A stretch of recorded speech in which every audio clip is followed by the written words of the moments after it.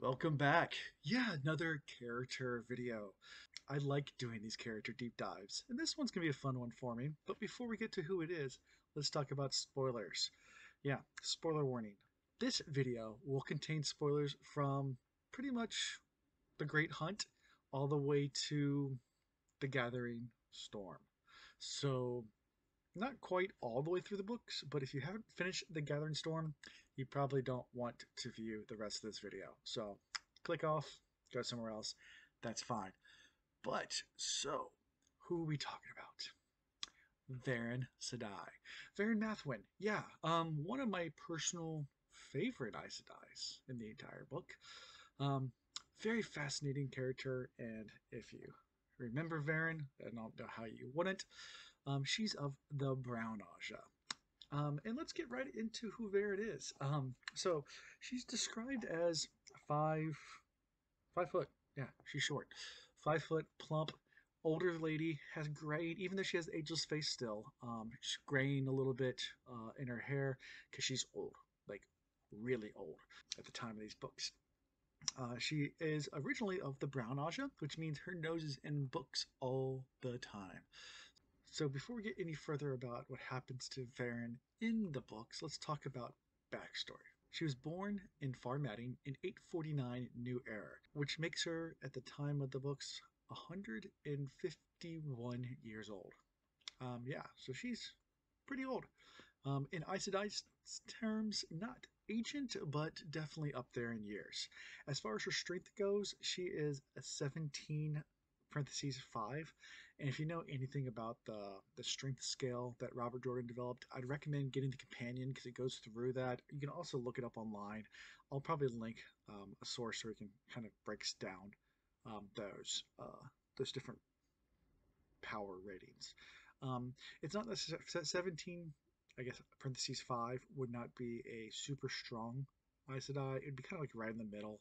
She's definitely by no means weak in the one power, but she's not super strong. Moraine, for example, is a lot stronger.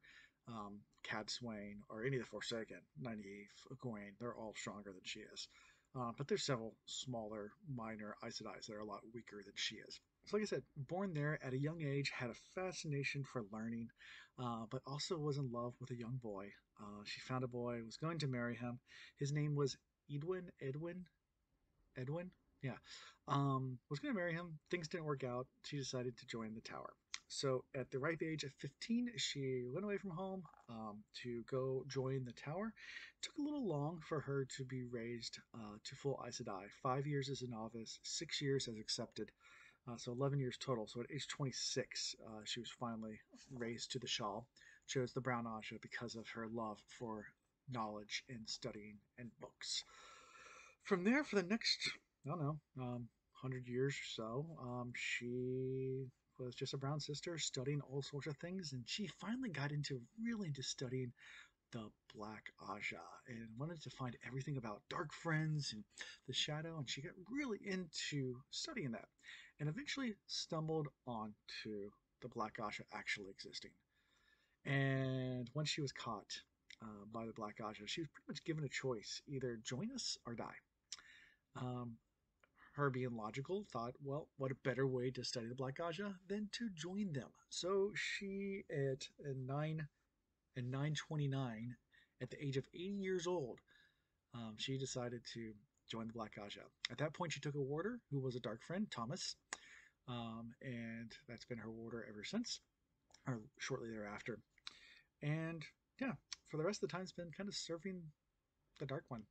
So yeah, that's Verin. At least that's the backstory of Verin. Not much is known about the actual uh, that deal that was made with Verin. We just know that she was basically given a choice: die or turn, and she decided to join. Um, kind of tough decision to make. But her being wanting all that knowledge, it wasn't that tough for her. She figured that it can't be that hard to maybe even fake it being black.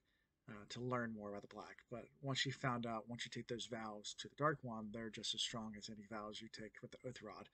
And her soul was pretty much bound, and she had to pretty much do the bidding of the Dark One and his minions. If you try to, I guess, get away from that, I guess bad things happen. I don't even know if you can, and we'll get to that in a bit. So, in the story itself, we first meet Verin in the Great Hunt, and that is when um, the Aes Sedai, or the Amlin seat comes to Faldara in the beginning, and Verin's with them as part of the Aes Sedai procession that comes there. And she's there when Amberlin and Moraine meet with Rand and figures out right away that Rand is the Dragon Reborn. Swears to the secrecy of the Amberlin and Moraine and becomes kind of a third party there. Fast forward, she plays a big role in kind of guiding the sisters, Egwene and Nynaeve, in the tower, especially Egwene with her dream ter'angreal, giving that to her and talking to her about dreamers and things of that nature. She also lies several times if you can catch them. That's pretty fun. So I said I can't lie, but of course Black Sisters can. So it's fun to find those lies in there. I'm not going to point them out for you, but if you know, you know. And if you're ever on a reread, they become more and more obvious that she actually is a Black Sister. So of course she just kind of works behind the scenes, and she becomes this lovable, kind of aloof, funny character, and it's kind of devastating when you find out that she is black. And we find out, in the Gathering Storm towards the end. She does play major roles throughout other parts. She fights, of course, the Forsaken in the battle with the Choden Call and cleansing the taint, and helps. I guess you could say help, but she's trying to disguise herself at the same time. So but she does fight Forsaken, even though she is of the black. She figures out a loophole on how to kind of break her vows. Is that as long as she's pretty much already dead, she can say whatever she wants. So she drinks poison that there's no antidote for, knowing that she's going to die. So she's pretty much dead and is able to reveal to Egwene not only is she a Black Sister, but the name of all the Black Sisters that she knows. So finally, kind of getting some redemption at the end and letting Egwene know everyone who is in the tower, which is a lot of them, like a lot of them, and it's not even a complete list. So, which makes a huge blow against the Shadow in later books. So, just kind of fun about her. So, other things that I found about Verin, she was always her nose in books. In fact, she always had ink on her nose because she had a habit of rubbing her nose, and her fingers would be covered in ink, and she'd rub her nose, and she had ink splotches on her hands and her nose all over her from just writing all the time. Of course, she loved to collect things. If you remember, in her little covered and this little, like, it wasn't her room, I don't think. It was just kind of like her study where the owl was, and they had a bunch of trog skulls and a crocodile skull and a bunch of different things, and collected things that she'd like to study. So just a really lovable character, besides the fact that she's evil. And I wouldn't really call Verin evil. I don't know. What do we call Verin? I mean, she's of the black, so technically she works for the Shadow, but not for the same motivation as most of them do. She doesn't do it for power. She does it for knowledge, and doesn't really is not a fan of the Shadow by any means. In fact, the opposite. She wants to see them fail. She's just bound by oaths not to.